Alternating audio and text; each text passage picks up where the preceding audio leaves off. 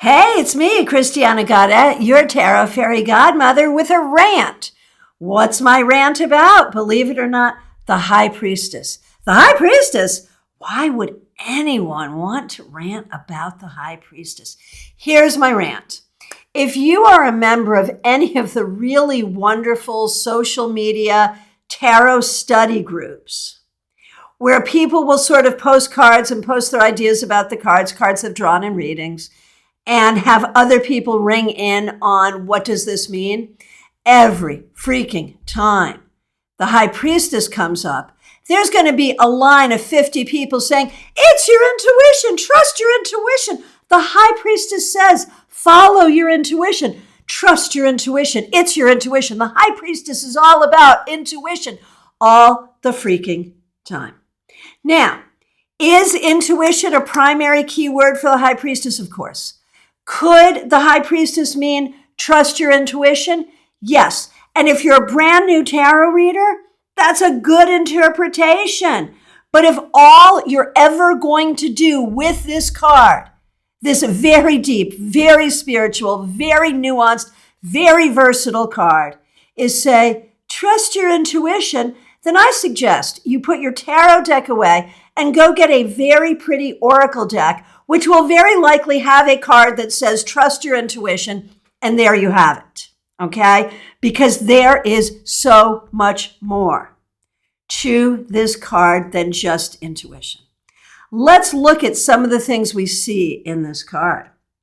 So first of all, she has many different religious symbols. She wears the crown of the triple goddess. She has the equal arms cross at her breast. She holds the Torah. There's a crescent moon at her feet.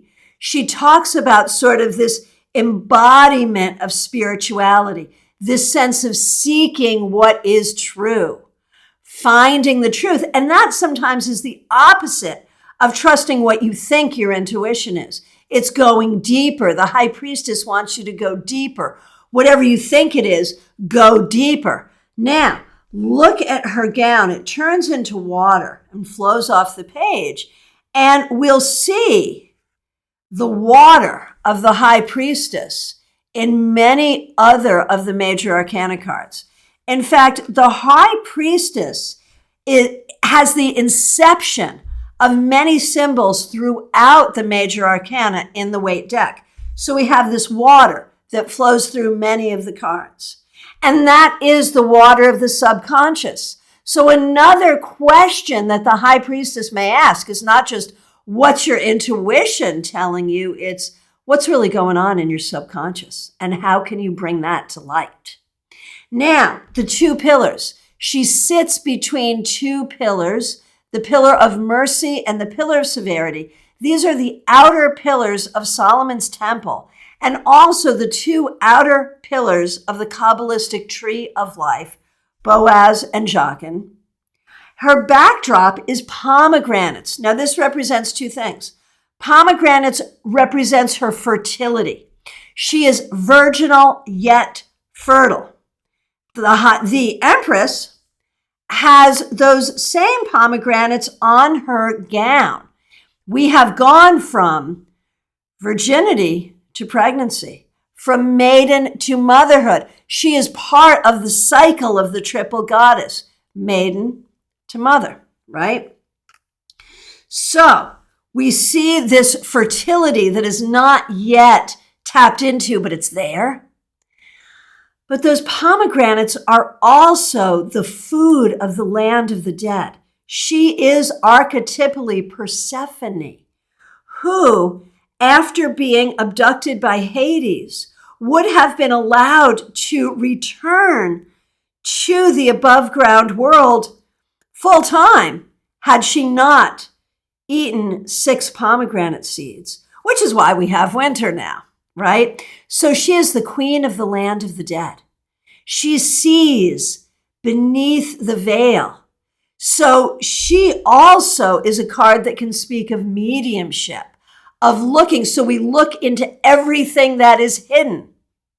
We look into the subconscious. We look into what is beyond the veil, what is going on in other worlds. We think about the devil as a card of shadow work, but so is this. what's going on in the shadows, right? Now, she holds a book of spiritual wisdom in her lap. So there is this sense of, you got to study with the book, but then you have to take the dark journey. And it's interesting to think about that. If we think about how she shows up in order, and we look at these three cards, the Fool, the Magician, the High Priestess, and we think they're all learning, right? The Fool learns in an expeditionary way by experience, right? The Magician has his tools on the table and is going to practically hands-on study how to use his tools. So the Fool's expeditionary, the Magician is hands-on. Now, the High Priestess, her learning is multifaceted. She reads the sacred text, but then she takes her knowledge of the sacred sacred text, and she dives into the pool of the subconscious, the unconscious, right down into the land of the dead, right? So the High Priestess asks us to do all of those things. The High Priestess asks us to sit without judgment between mercy and severity. The High Priestess asks us to discover wisdom, to have wisdom, to know wisdom.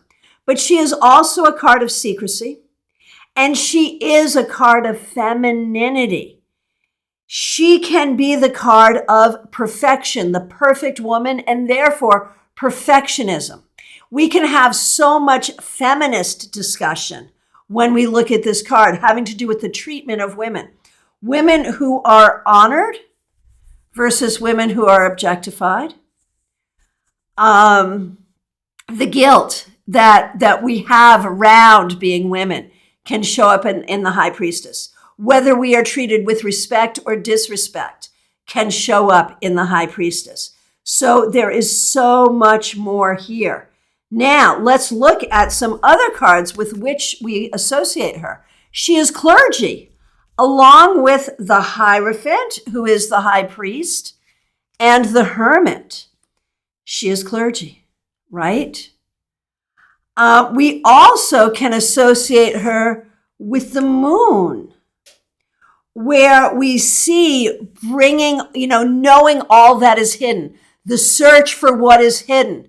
So yeah, should we use our intuition? Yes, and we should dig in and find the truth, because the truth is in there, hidden somehow, and we have the ability to find it. So when we say of this deep card, oh, just use your intuition, we are really doing the card, ourselves, and the people we are reading for 8 times out of 10 short shrift, because there is so much more here.